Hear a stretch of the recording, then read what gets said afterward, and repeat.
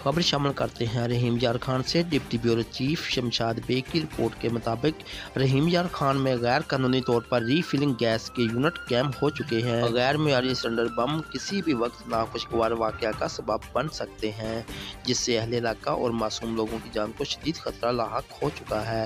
इस कदर बड़ी तादाद में LPG सिलेंडर का मौजूद होना ट्रांसपोर्ट के लिए इंतहाई खतरनाक है। हाईएस और मुतअद्दिद गाड़ियों में गैर कानूनी तौर पर वाक़या अड्डा खानपुर में माशाअल्लाह LPG गैस का यूनिट गाड़ियों में सिलेंडर भरने से पुररौनक हजूम गुंजान आबाद इलाके में किसी भी बड़े सानहा का सबब बन सकता है। जबकि दुकानदार मालिक का यही कहना था कि मुतअद्दिद बार मुकामी पुलिस की जानिब से मुकदमा भी दर्ज हो चुका है, लेकिन हम अपना LPG गैस यूनिट बंद नहीं कर सकते।